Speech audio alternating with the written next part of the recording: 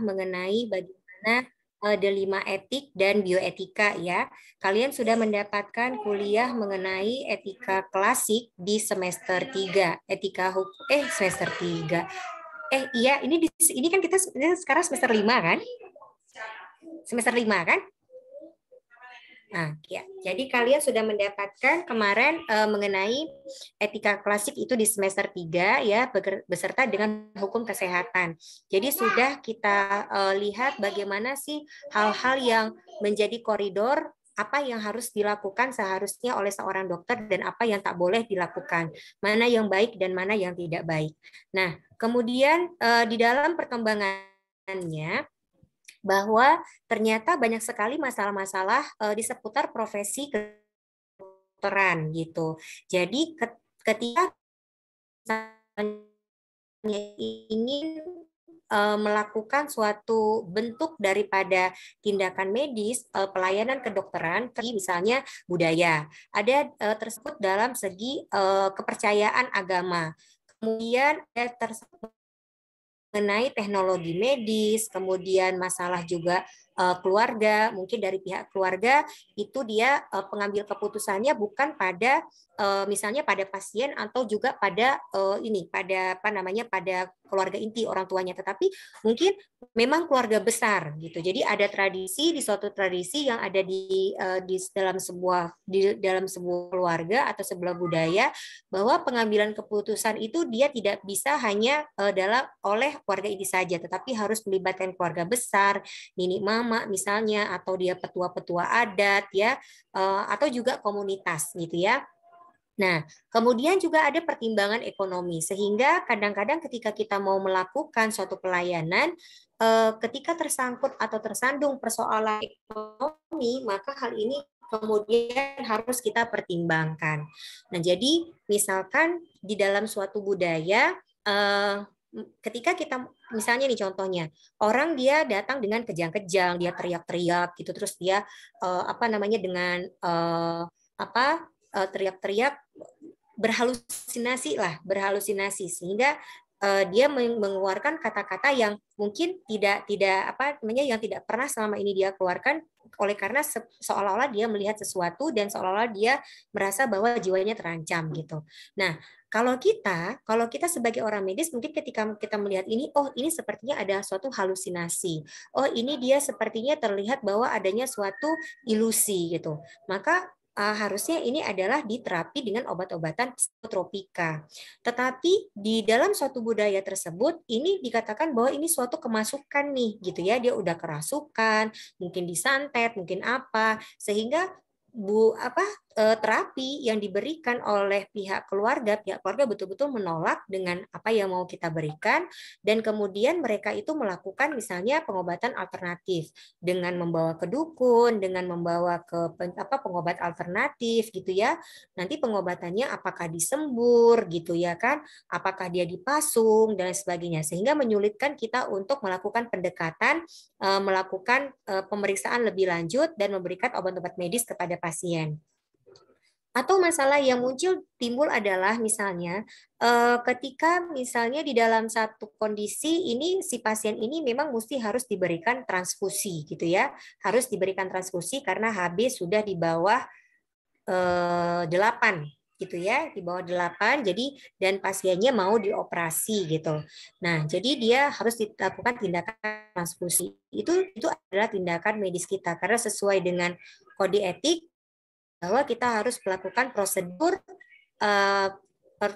pelayanan dengan standar atau ukuran tertinggi. Tetapi ternyata keluarga itu tidak mau kalau dia mungkin di dalam darah anaknya atau keluarganya yang lain, itu dia tidak mau kalau tercampur dengan darah orang yang bukan berasal dari satu agama. Jadi dia tidak mau dicampurin gitu ya, karena nanti ditakut bahwa di dalam tubuhnya itu ada yang berbeda dari segi keyakinan, sehingga nanti akan mempersulit mempersulit dirinya untuk melakukan beribadah gitu. Nah, kemudian mereka minta menunda. Nah, ini kan ada sisi-sisi yang akhirnya kita pikirkan, apakah memang permintaan pasien untuk atau keluarganya untuk menunda transfusi itu masih bisa ditolerir, ataukah memang kita tidak bisa mentolerir karena ini sudah ada indikasi medis. Nah, jadi hal-hal seperti ini yang lalu akhirnya membuat adanya perkembangan dari etika itu menjadi bioetika. Jadi kalau etika itu kita diajari misalkan bahwa apa namanya, kalau misalkan ada pasien gitu ya kan dengan penyakit dia dengan apa, misalkan dengan emboli ya, dengan emboli paru misalnya dia, atau dia dengan penyakit jantung koroner dengan akut koronari sindrom, dia harus diberikan pengencer darah fibrinolisis gitu. Yang kita tahu juga bahwa ada produk yang memang mengandung bahan yang dalam satu agama itu dia diharamkan gitu. Nah, dalam konteks ini kita juga mesti harus paham siapa pasien kita, bagaimana dia budayanya, bagaimana agamanya, apakah kira-kira ada alternatif lain, obat-obatan lain yang memang tersedia yang tidak bertentangan dengan keyakinan pasien kita gitu. Nah, kalau ada silahkan itu menjadi pilihan. Tapi kalau tidak ada, itu dia pasti ini kita jatuhnya mungkin bagaimana pandangan agama soal aspek kegawat daruratan gitu ya. Nah, jadi inilah yang kemudian dikembangkan dia menjadi yang kita sebut sebagai bioetika.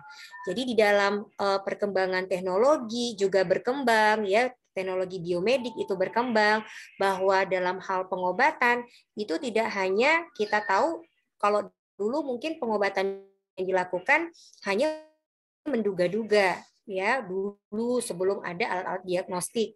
Kemudian setelah ada diagnostik ada, ini adalah suatu penyakit jantung. Maka dengan adanya suatu ST elevasi atau ST depresi yang menunjukkan tanda-tanda iskemik, sehingga kemudian diberikan terapi obat-obatan secara peroral gitu atau secara intravena.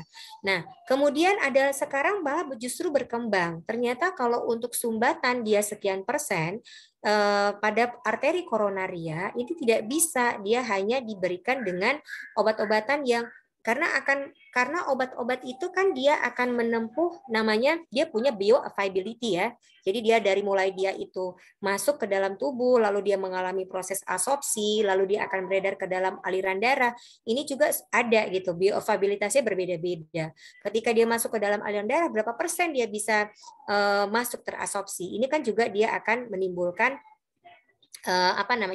memerlukan waktu dan jumlah yang cukup signifikan untuk membuka sumbatan, sehingga kemudian ada suatu dengan perkembangan teknologi dan keilmuan ditemukan teknik bedah jantung, bagaimana membypass, membuat alur yang tadinya tersumbat itu jadinya yang terblokir ini bagaimana kita coba menghubungkan antara satu jalur yang masih sehat dengan jalur yang lain, blocking ini dia bisa dilewati dengan membentuk suatu jalan tol atau suatu bypass. Nah, ada bedah jantung. Begitu juga dengan transplantasi organ. Orang dengan penyakit jantung, ginjal kronik gitu. Yang kita tahu bahwa waduh ini mau diapain kalau dia kedua ginjalnya sudah kontraktit gitu ya kan. Kalau dia dengan cuci darah juga seberapa lama. Maka ada teknik transplantasi organ dengan donor ginjal. Tetapi transplantasi organ ini juga tidak mudah karena untuk transplantasi organ ya itu dia membutuhkan pemeriksaan yang cukup detail, tidak hanya kayak misalnya transfusi darah hanya melihat cross match ya, melihat golongan darah ABC, AB, AB, AB dan 0 gitu ya, tetapi juga melihat faktor resus.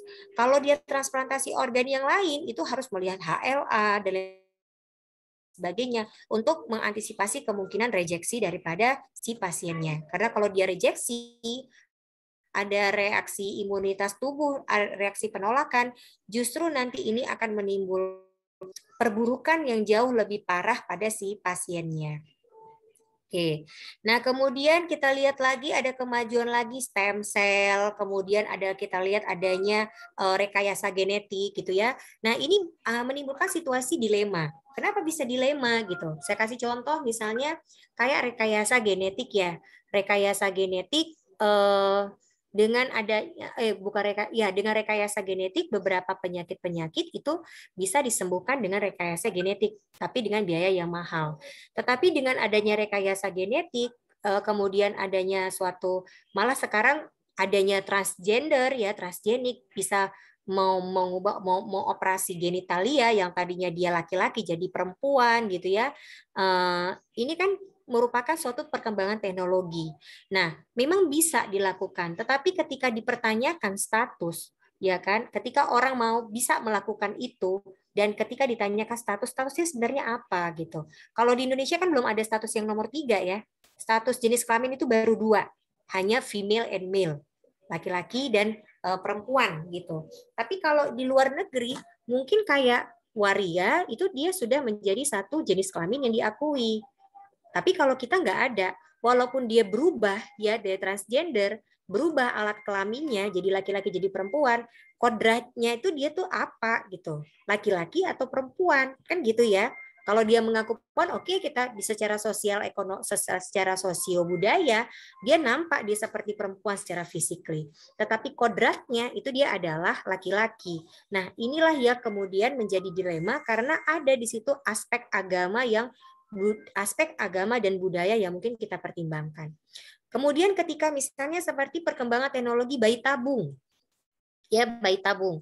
Nah bayi tabung, ketika pasangan suami istri datang, dia datang dengan kita sudah misalnya 10 tahun atau 5 tahun tidak bisa berumah tangga dan setiap kali mungkin hamil tapi jatuh atau apa namanya memang tidak pernah menunjukkan tanda-tanda kehamilan, lalu dilakukan serangkaian pemeriksaan dan ternyata menunjukkan bahwa oh ini solusi yang bisa kita berikan itu adalah dengan melakukan inseminasi buatan gitu, inseminasi buatan. Karena kalau dilihat untuk inseminasi alami nggak bisa karena ternyata si perempuannya tubanya juga sempit, jadi tidak bisa dilewati oleh sperma untuk bisa bertemu dengan ovum seperti itu.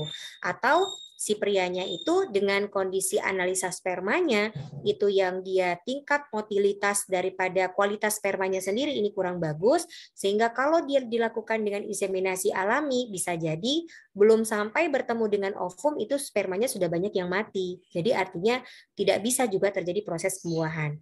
Maka solusinya karena kita sebagai decision maker, maka kita juga belajar tentang ilmu dan mengupdate keilmuan ya bahwa semua manusia itu memang dia setiap pasien itu ketika datang kepada kita itu adalah penuh dengan harapan bahwa persoalannya itu bisa diselesaikan, apalagi mempunyai keturunan itu adalah hak asasi manusia, maka kemudian kita memberikan pilihan. Oh, ini bisa dilakukan dengan bayi tabung karena sudah banyak penelitian dengan inseminasi buatan ya, dilakukan pembuahan di luar rahim ya, itu banyak menolong pasien-pasien yang sulit untuk mempunyai anak gitu. Nah, kalau tujuannya adalah untuk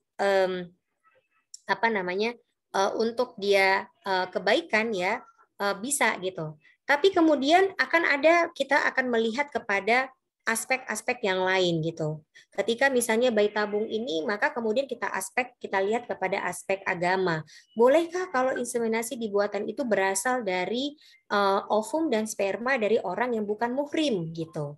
Ya, atau ada orang yang kalau sekarang dengan dengan adanya bank sperma gitu ya, bahwa seorang wanita bisa saja tanpa melewati proses pernikahan dia tetap bisa punya anak. Kalau dengan teknologi bisa aja, ya kan gitu ya. Dia bisa tetap mempunyai anak karena ada bank sperma. Dia tinggal pilih mau yang sperma siapa, kan gitu. Tetapi nanti ketika dia berada di daerah seperti kita dengan budaya, dengan status hukum, dengan budaya timur dipertanyakan, misalnya si Agustina anak dari siapa atau Agustina binti siapa ini gitu. Bapaknya nggak jelas. Spermanya dari mana? Kalau kita bilang, oh ini spermanya Arnold gitu ya, Arnold Schwarzenegger gitu ya kan. Terus dibilang Agustina binti Arnold. Lah, istrinya yang sah pasti marah, ya kan? Karena dianggap bahwa suaminya selingkuh kan gitu ya. Nah, jadi ada hal-hal yang menjadi pertimbangan dari aspek budaya ya. Jadi inilah yang kemudian membuat etika itu yang ada saat ini itu kemudian dikembangkan dia dengan melihat berbagai aspek ya, dengan melibatkan berbagai multidisiplin baik itu sosio budaya, agama, kemudian ekonomi dan sebagainya untuk terbentuk yang kita sebut dengan bioetika. Kemudian kita lihat bahwa secara objektif itu dokter itu harus memiliki kompetensi etik, baik dari segi attitude-nya, sikap, perilaku, tindakannya itu harus mencerminkan profesionalitas ya, profesi yang luhur ya. Lalu dia harus memiliki keterampilan ya, baik itu keterampilan manual maupun keterampilan intelektual. Dia harus memiliki pengetahuan, pemikiran dan konsep ya, pengalaman, jam terbang, tanggung jawab, dan dia bisa untuk dijamin mutunya, accountability. Jadi accountabilitas di sini ini berkaitan dengan jaminan mutu. Jadi setiap kita itu harus bisa memang diukur kompetensinya. Makanya kalau untuk setiap profesi yang namanya profesi, jalur profesi itu ada namanya uji kompetensi. Tidak hanya profesi dokter, tapi profesi nurse ya, kemudian apoteker, kemudian apalagi ya yang profesi taris gitu ya, orang hukum gitu ya, itu dia punya uji kompetensi namanya. Jadi ini tadi ya bahwa bioetika itu adalah satu cabang ilmu yang mana di bioetika itu dia bidang ilmu ini dia concern sebenarnya terhadap etik dan juga implikasi daripada filosofi, tetapi dia juga melihat kepada aspek-aspek yang lain ya, yang melihat kepada teknologi, kemudian juga melihat kepada genetik ya dan lain sebagainya. Jadi di bioetika ini dia melihat lebih jauh ya bagaimana penerapan etik itu kalau kita lihat dia di dalam konteks misalnya prosedur medis seperti apa, kemudian keterlibatan teknologi pengobatan, kemudian transplantasi organ, kemudian pengobatan perawatan pasien dengan yang terminally ill gitu ya.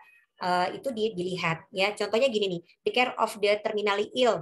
Jadi bagaimana perawatan orang dengan kasus-kasus terminal. Kalau misalkan memang kita itu melakukan ukuran tertinggi, artinya kita mengupayakan, karena kan kita menghormati atau melindungi makhluk insani itu sejak dari masa pembuahan gitu ya. Nah, tetapi bukan berarti ada hal-hal yang di luar dari konteks kita yang kita tidak bisa lakukan gitu. Artinya ketika pasien itu sudah dalam kondisi stadium terminal, kita sudah memberikan segala macam pengobatan yang sudah kepada standar prosedur yang paling tinggi gitu ya, semua algoritma sudah dilakukan, tapi tidak ada perubahan dan perbaikan kepada pasien. Ketika pasiennya sudah tidak bisa ditolong lagi, ada istilah withdrawing dan ada istilah withholding care ya. Jadi ada penundaan daripada pemberian terapi ataupun penghentian terapi kepada pasien. Nah, ini juga dilihat di dalam aspek bioetika. Nah, ini perbedaan etika klasik dengan bioetik. Jadi kalau dia etika yang kita sudah pelajari, itu dia mempelajari bagaimana tentang sesuatu yang bermoral, ada moralitasnya ya, unsur moralitas ini termasuk yang etis, tidak etis, yang moral atau tidak gitu ya, bermoral atau tidak. Sedangkan bioetika ini sebetulnya merupakan sebenarnya pondasinya itu adalah etik gitu ya. Pondasinya adalah etika klasik itu tadi ya, etika kedokteran, tetapi dia itu kemudian memandang daripada aspek-aspek yang lain. Jadi salah satu dari cabang etik normatif di atas ya, jadi dia artinya lebih luas cakupannya dibandingkan ketika hanya etika klasik saja, di mana dia berhubungan dengan praktek kedokteran, tetapi tidak hanya di praktek kedokteran, ada juga dia nanti sudut pandangnya itu di penelitian di bidang biomedis ya, penelitian, publikasi gitu ya, itu juga terdapat aspek-aspek bioetis di situ, termasuk pemberlakuan terhadap jenazah ya. Di situ juga ada bioetiknya ya. Nah, ini tadi yang kita cerita ya. Misalkan pada kasus-kasus ini, kalau kita lihat dengan perkembangan teknologi itu dia ada rekayasa genetik gitu. Nah, ada teknik cloning. Teknik cloning ini berhasil dilakukan karena dia dengan cloning ini kita bisa artinya menduplikat makhluk hidup apa namanya menjadi lebih dari satu. Nah, tetapi ketika ini diterapkan pada manusia, kan sudah bertentangan dengan aspek agama. Nah, itulah yang diatur di dalam konteks bioetika gitu. Kalau kita lihat dari perkembangan, kalau secara perkembangan teknologi, ya rekayasa genetik itu bagus untuk dia pengobatan. Untuk dia ke yang di luar manusia, ke hewan misalnya, ke tumbuhan, teknologi-teknologi seperti ini bisa untuk meningkatkan apa namanya produktivitas ya, produktivitas. Nah, kemudian kayak tadi juga ada beberapa obat-obatan yang ternyata memang dia bahan dasarnya itu bukan berasal dari pada agama tertentu ya.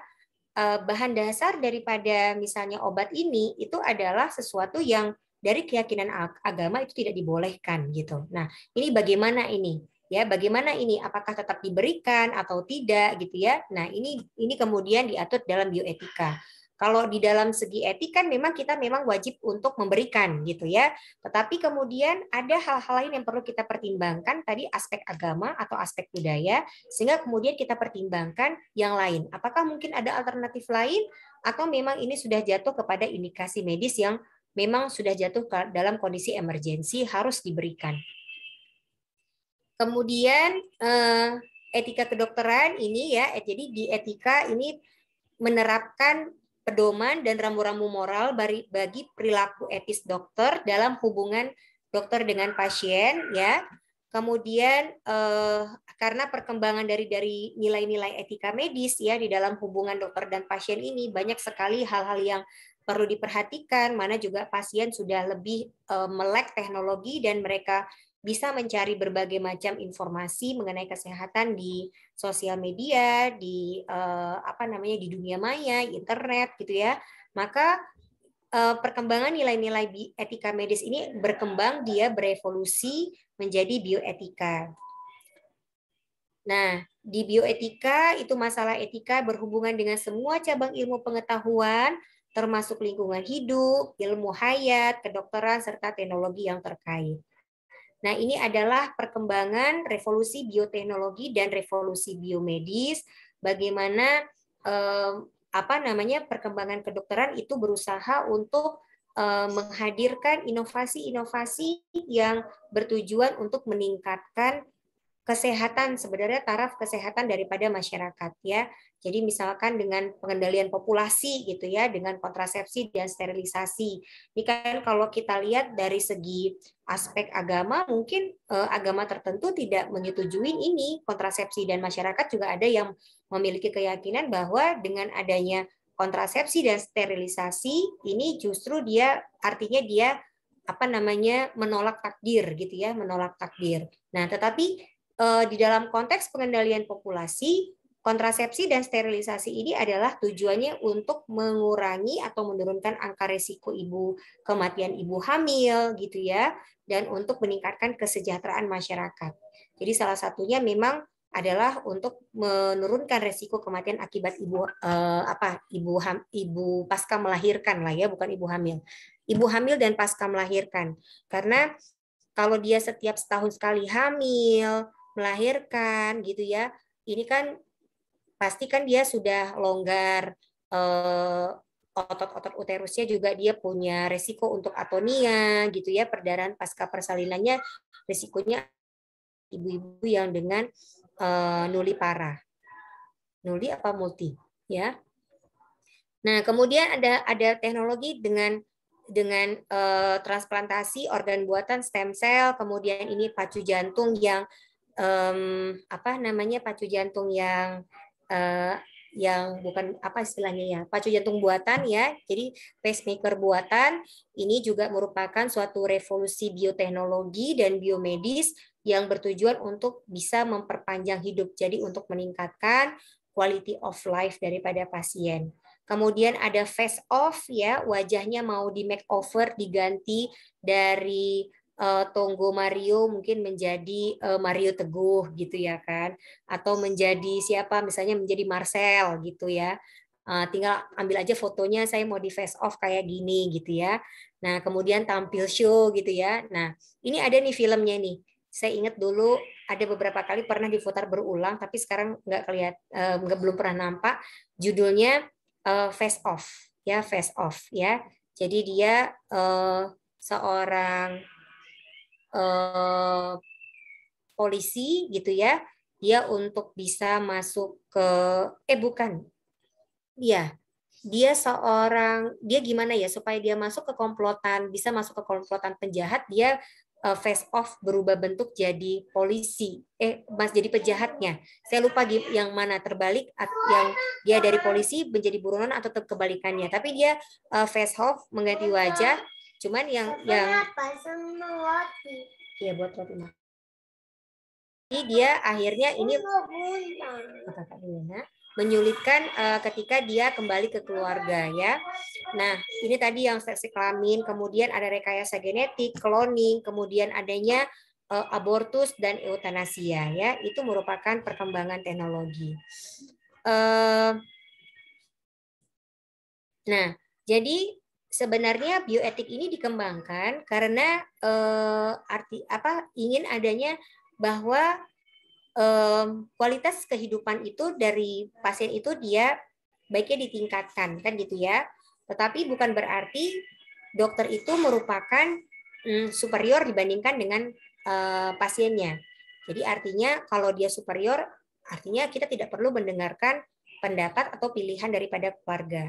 Cuman karena memang ada hal-hal yang mungkin kalau kita lihat, yang kita pertimbangkan, kalaupun kita paksakan misalnya, dilakukannya operasi pada kanker dengan stadium 4, toh juga ini tidak akan, kalau secara evidence based, 5 years survival rate-nya gitu ya, tidak juga mendukung bahwa pasien ini bisa selamat gitu.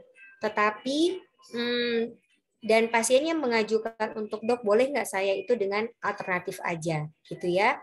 Nah tentu karena memang itu bukan suatu tindakan yang upaya untuk penyelamatan ya, dan kita memikirkan peningkatan kualitas hidup, mungkin kalau dia dengan pilihannya dia bisa lebih enjoy, dia bisa lebih menikmati pengobatan. Nah ini mungkin kita bisa memilih kepada menghormati pilihan keluarga pasien dan keluarganya gitu. Tetapi kalau misalnya dari aspek bahwa memang tindakan yang kita lakukan itu lebih bisa meningkatkan kualitas hidup dibandingkan dengan permintaan atau penolakan pasien, ya maka itu kita lakukan gitu ya. Jadi ada pertimbangan-pertimbangan yang kita harus kita kita pikirkan sebelum membuat tindakan medis. Dan semua itu tujuannya adalah untuk meningkatkan kualitas kehidupan si pasien. Nah, ini globalisasi bioetika ya. Jadi etika itu adalah perluasan dari etika kedokteran yang tradisional. Jadi etika kedokteran dan hukum kesehatan itu merupakan fondasi daripada bioetika. Nah, kalau etika kedokteran ini lebih banyak memfokuskan hubungan dokter dengan pasien, tetapi di dalam konteks adanya suatu demokratisasi dan hak-hak pasien yang perlu sekarang kita harus jaga. Dan oleh karena adanya pelayanan medis dengan teknologi yang lebih tinggi serta pembiayaan yang lebih tinggi, maka kemudian ini akhirnya etika kedokteran itu berkembang menjadi bioetika. Nah, ini tema-tema yang paling penting yang berasal dari perkembangan ilmu dan teknologi biomedis ya, tentang stem cell, kemudian dengan cloning ya.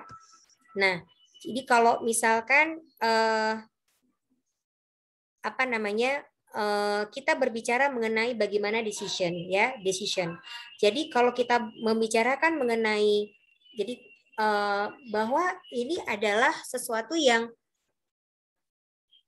jadi misalnya gini nih, kalau dari segi etis ya, tadi kan kalau etika itu kan kita berbicara tentang etika, kita berbicara tentang bagaimana hubungan dokter dengan pasien gitu ya. Nah, bagaimana kita menghormati hak-hak si pasien ini tadi untuk dia bisa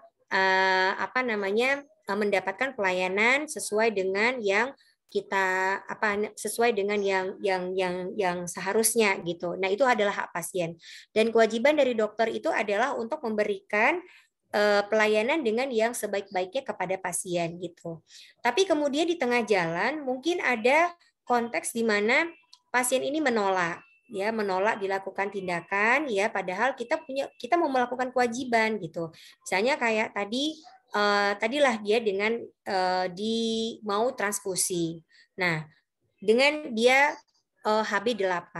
Nah, ketika pasiennya menolak untuk dilakukan transfusi untuk mendapatkan donatur atau donor dari orang yang tidak seakidah gitu ya, maka kita sebagai dokter dalam mengambil keputusan apakah kita tetap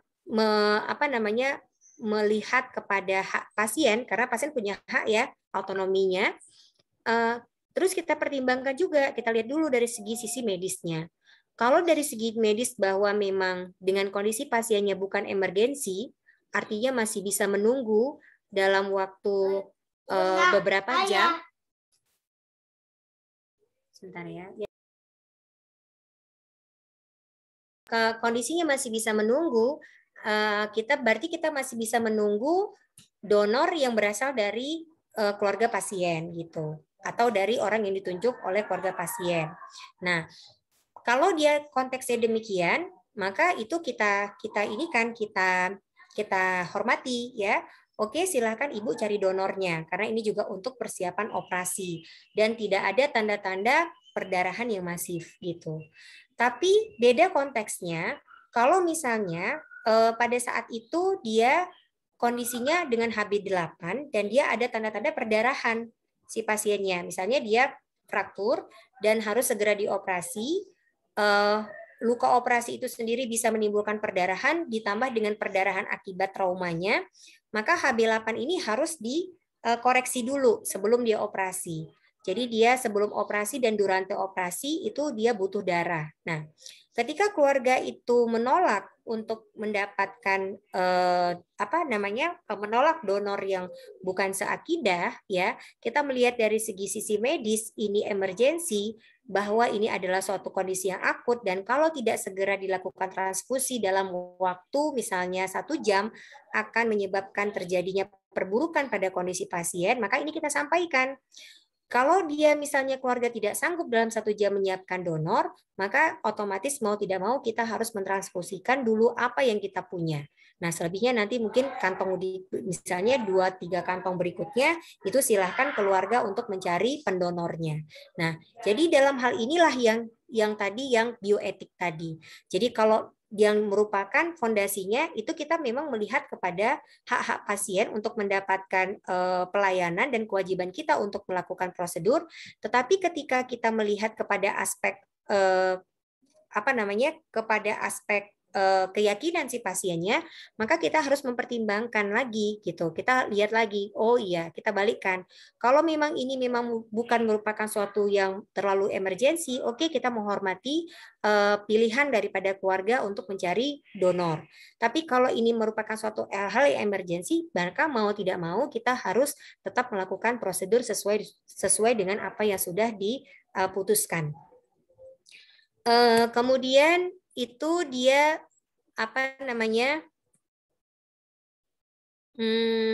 ini ya kenapa harus belajar tentang bioetika.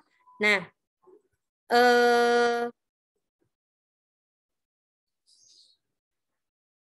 jadi banyak ya yang memang sekarang itu kan sudah ada pergeseran daripada cara pandang ya, pergeseran daripada budaya, pergeseran daripada perilaku, bahwa ketika dulu itu dia memang dokter itu sebagai orang yang memang sangat dihormati ya, sangat dihargai, sehingga apapun keputusan daripada yang disampaikan oleh dokter itu adalah yang terbaik dan itu wajib diikuti oleh pasien dan keluarganya. Tetapi seiring dengan perjalanan waktu gitu ya, sekarang itu dokter harus sangat berhati-hati di dalam melakukan pekerjaan karena kita itu selalu menjadi sorotan. Jadi bukan lagi dianggap sebagai sesuatu yang seseorang ya, bukan hanya sebagai seseorang yang dianggap bisa memberikan pertolongan, tetapi kalau ada sesuatu yang kita lakukan itu tidak sesuai dengan apa yang diharapkan, maka yang kita dapatkan justru adalah hujatan ya, kemudian adanya komplain dan lain sebagainya. Nah, jadi sekarang kita lihat tidak sedikit dokter yang dilaporkan gitu ya, melakukan isu malpraktek, padahal setelah dilakukan apa namanya dipelajari kronologisnya, ternyata memang dokter tersebut tidak ada yang melanggar prosedur gitu. Hanya saja mungkin efek-efek yang dimunculkan, efek samping yang timbul tersebut itu adalah di luar daripada dugaan si dokter, dan mungkin dalam konteks ini dokter kurang melakukan komunikasi. Jadi tidak menjelaskan kepada keluarga, kepada pasien mengenai obat-obat yang diberikan, kemudian efek samping yang mungkin timbul, dan bagaimana reaksi daripada pengobatan yang diberikan gitu ya. Nah, jadi karena memang kita itu tidak bukanlah apa namanya, karena pergeseran tadi ya, kadang-kadang kita udah melakukan yang baik pun, udah kita menolong, udahlah pakai hazmat itu panas-panas gitu ya. Kemudian sampai kadang pulang dari rumah pun harus mandi dulu, kadang nggak ketemu sama anak istri ya, sudah karena habis merawat pasien di isolasi. Tetap juga ada cuitan di masyarakat mengatakan bahwa pasien itu sengaja pasien COVID itu sengaja di-COVID-COVID-kan supaya dokternya mendapatkan uang banyak gitu. Nah, ini kan jadinya ada perubahan dari paradigma. Nah, maka oleh karena itu di dalam pelayanan kedokteran dalam hal pengambilan keputusan itu memang betul-betul kalian harus betul-betul mempertimbangkan segala aspek ya. Pertamanya memang lihat kepada aspek medis. Tetapi kalau misalnya dia memang tidak terlalu emergensi, maka kita perlu mempertimbangkan aspek pasiennya, aspek daripada kualitas hidup si pasiennya, ataupun juga aspek terhadap sosioekonomi, budaya, dan agama.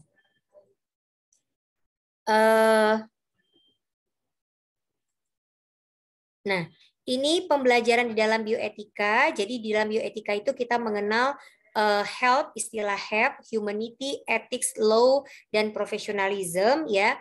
Jadi humanity ini ada yang berkaitan dengan humaniora. Humaniora itu dia ilmu-ilmu sosial.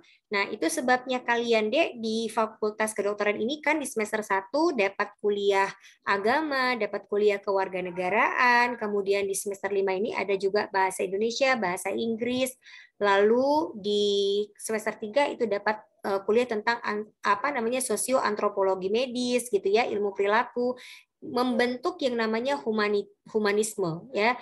Jadi untuk proses humanisme ini ya, health ini ya, ini tidak hanya yang tiga ini ya, yang tiga ini sebenarnya ujuk-ujuknya kemari yang diharapkan adanya profesionalisme. Nah, tetapi untuk bisa mencapai ini itu butuh yang namanya proses, deh. Itu butuh yang namanya proses.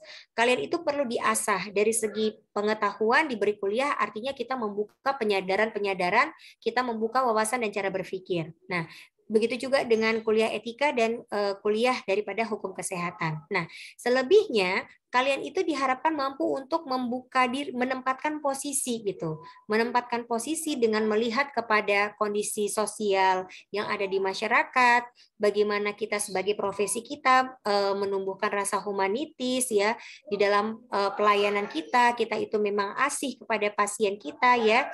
S3S, senyum, sapa, dan sentuh itu benar ya untuk memperlihatkan bahwa kita itu memandang pasien kita itu bukan sebagai objek tetapi sebagai subjek gitu ya.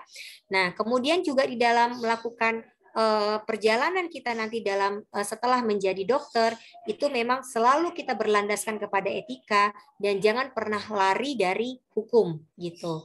Nah, ini semua sebenarnya yang profesionalisme ini terbentuk, ini tidak bisa diukur sebetulnya hanya dengan nilai-nilai dari UTS maupun UAS. Itu hanya nilai-nilai mengukur pengetahuan kalian. Tetapi yang diharapkan adalah perubahan perilaku. Nah, inilah yang di bioetika ini kita ajarkan ya. Di semester yang lalu kalian sudah mendapatkan apa namanya penguatan ataupun sudah mendapatkan prior knowledge soal humaniora dan etika, ilmu perilaku dan antropologi medis ya. Nah, di semester ini kalian akan mendapatkan kuliah-kuliah yang berkaitan dengan profesionalisme. Jadi bioetika, kemudian etika profesi, hak asasi manusia, profesionalisme, dan mungkin Dokter Lambo tadi sudah Dokter Ibnu ya, Dokter Ibnu atau Dokter Lambo tadi yang masuk, Dokter Lambo ya, sudah mengajarkan tentang prinsip-prinsip kaidah dasar moral ya di dalam pengambilan keputusan etis.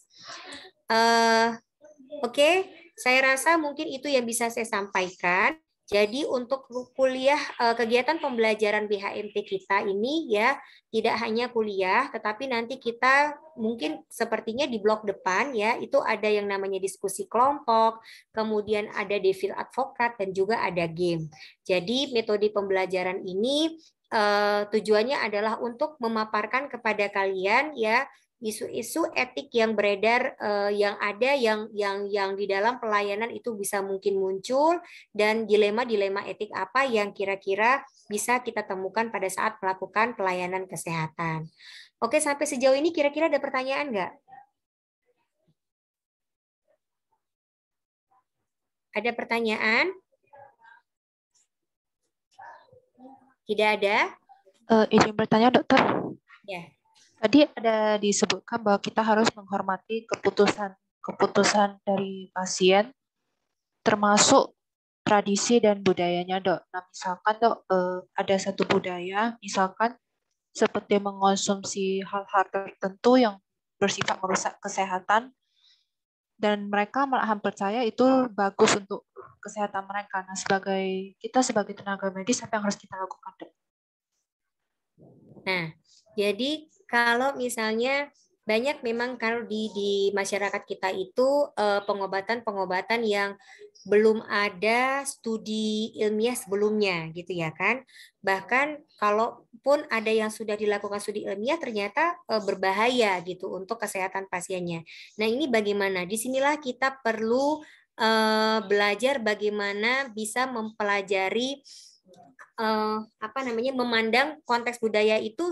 Kenapa kita perlu belajar? Kalian perlu belajar kebudayaan ya, supaya kalian itu tahu ketika kalian itu berada di dalam suatu daerah ya, ketika kalian itu misalnya praktek gitu ya di suatu daerah tertentu yang mungkin daerah itu dengan budayanya sendiri mungkin sama dengan budayanya dengan kita atau berbeda gitu ya.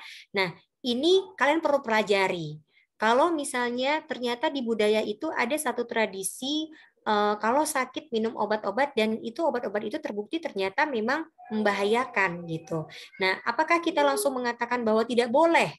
Nah, ini yang sulit. Kenapa? Karena itu tadi kita mesti harus tahu bahwa kalau kita harus punya cara trik bagaimana bisa melakukan edukasi kepada masyarakat. Itu pentingnya kita mengenal budaya setempat supaya kita bisa melihat situasi siapa orang yang bisa kita gandeng untuk bisa memberikan edukasi gitu. Kalau kita saja misalnya yang ngomong gitu ya, kita memberitahu, mungkin kita nggak dianggap. Bahkan mungkin dianggap, ya tahu apa, dokter kan masih baru tamat, baru anak ingusan, baru anak kemarin. Nah, misalnya gitu ya. Nah, itu kan banyak seperti itu gitu. Jadi kan image bahwa kita itu, oh ini baru tamat dokternya, masih terlalu muda, pengalaman juga masih kurang, belum tahu apa-apa gitu ya. Nah, ini kan kadang-kadang kalau kita menyampaikan informasi, kita udah sampaikan informasi, tetapi tetap juga dilakukan. Nah, maka yang perlu kita lakukan itu adalah kita mencari strategi kepada siapa? Orang-orang di sekitar daerah itu atau di antara keluarga itu siapa yang dia bisa didengar. Bisa didengar oleh keluarga tersebut, tapi juga bisa menerima masukan kita gitu. Jadi misalnya, oh ternyata di masyarakat ini tuh sangat patuh sama pemuka adat atau ulama. Nah, carilah ulama atau carilah pemuka adat yang bisa kita ajak dulu diskusi. Diskusi mungkin bagaimana mengenai perilaku masyarakat, bagaimana perkembangan penyakit, terus kita kasih tahu itu sebetulnya penyakit itu disebabkan oleh ini dan harus begini gitu. Justru dengan mengkonsumsi obat-obatan yang demikian itu takutnya justru adanya perburukan karena obat itu kan dia yang diminum itu kan begini dan belum ada misalnya uji ilmiahnya gitu ya. Bagaimana ya sebaiknya ini kita kasih tahu ke masyarakat kita. Tengok tuh Pak kemarin ternyata kan banyak juga nya kasus-kasus misalnya kematian karena mengkonsumsi itu. Terakhir memang jadinya kondisi penyakitnya satu sisi mungkin gejala ini hilang, tapi satu sisi justru berdampak terhadap kesehatan. Itu kalau nampak. Tapi kalau yang tidak nampak yang susah. Misalnya dia ada mengkonsumsi tertentu. Sehat-sehat aja. Kan gitu kan Agustina. Orang ini mengonsumsi tertentu ramuan tertentu dan sehat-sehat aja. Nah, kita tahu kalau memang dia sudah ada penelitian mengatakan bahwa obat itu tidak layak dikonsumsi, maka inilah yang kita tadi perlu orang untuk diajak ngomong. Nah, karena untuk meyakinkan bahwa obat itu berbahaya, itu nggak mudah kalau tidak masyarakat itu langsung mengalami atau masyarakat itu langsung melihat buktinya. Mana buktinya kalau berbahaya misalnya? Kami udah bertahun-tahun kok melakukan ini tapi ternyata nggak ada masalah kan gitu. Nah tapi kita karena keinginan tahuan kita betul nggak ini aman. Akhirnya kita melakukan suatu studi, apakah kita searching literatur, ternyata memang itu tidak aman. Mungkin efeknya tidak muncul saat sekarang, tapi itu efek jangka panjang. Nah, jadi ketika kita mau ingin melakukan edukasi, maka kita harus dibekali dengan evidence base, kita harus memiliki referensi yang cukup, dan kita pilihlah orang yang bisa diajak diskusi, yang dia memiliki mungkin jadi tingkat pengetahuannya juga lumayan gitu ya, dan dia berpengaruh di masyarakat. Itu dia Agustina. Jadi tetap kita artinya secara profesi kita tetap melindungi masyarakat, kita ada upaya melindungi masyarakat. Tetapi kita tidak bisa langsung mengatakan kepada masyarakat, Bu, Bapak itu nggak boleh ya, itu berbahaya, gitu. Nah, karena di budaya itu mereka itu nggak percaya sama orang yang baru, orang orang yang baru masuk, apalagi itu bukan orang daerah situ, gitu ya. Nah, itu yang ada aspek-aspek, apalagi ini merupakan sudah tradisi turun temurun. Nah, tradisi turun temurun. Untuk memutuskan tradisi turun-temurun ini susah. Misalnya kayak turun-temurun kan kalau dulu bayi itu pakai dikasih daun jarak kan, dibekung, dikasih daun jarak gitu supaya perutnya nggak kembung. Tapi kan sekarang kalau dari dokter anak itu nggak boleh dikasih gurita anak bayi itu. Nanti dibilangnya nanti perkembangannya jadinya terlambat gitu. Tapi kalau di masyarakat masih diguritain supaya perutnya nggak gembung, malah dikasih daun jarak. Nah, kadang-kadang yang dalam medik itu daun jarak itu ternyata bisa bikin iritasi kulit. Nah, ini nanti kasihan ke babynya, bisa merupakan sekunder infeksi. Nah, tetapi untuk mengubah tradisi itu nggak bisa serta-merta. Nah, ini tadi yang dimaksud ya, bahwa kita di dalam secara profesi ya sesuai dengan kode etik kita memang harus memberikan ilmu pengetahuan kita dan berusaha untuk melindungi masyarakat dari terjadinya penyakit gitu. Tetapi di satu sisi ketika kita ingin melakukan profesi kita ingin memberitahu kepada masyarakat, ada hal-hal seperti tadi budaya yang menjadi sangkutan. Nah, maka ini yang harus kita pertimbangkan. Kita masuk dari jalur mana? Gitu ya. Dari jalur pemukakah, ulamakah, dan lain sebagainya. Itu kira-kira ya, Agustina. Ada lagi, Agustina? Sudah cukup, Dok. Terima kasih, Dok. Ya, oke. Silakan yang lain ada? Nah, kalau tidak ada, ya mungkin kalian karena tadi sudah dapat juga kuliah dari Dr. Lambo mengenai kaidah dasar moral ya. Jadi prinsip-prinsip kaidah dasar moral itulah yang setelah adanya bioetika ini itu dikembangkan ya untuk kita sebagai bahan pertimbangan dalam melakukan pelayanan kesehatan, di dalam melakukan decision making gitu ya, bahwa ketika kita melakukan pelayanan kesehatan itu tidak hanya kita itu mesti harus tahu knowledge, tetapi kita melakukan itu dia memang betul-betul altruism untuk kepentingan pasien kita tidak melakukan hal yang menyebabkan terjadinya perburukan pada pasien, ada otonomi, ada hak-hak pasien yang perlu kita hormati, dan kita harus berlaku adil ya, dan justice kepada semua pasien kita ya. Jadi kalau tidak ada pertanyaan lagi, mungkin saya cukupkan saja pertemuan kita pada hari ini. Terima kasih atas perhatiannya dan yang sudah hadir. Saya sudahi dengan Assalamualaikum warahmatullahi wabarakatuh. Selamat sore, salam sehat buat kita semua ya. Waalaikumsalam. Terima kasih, Dok. Izin live ya. Ya, Dok. Baik, Dok.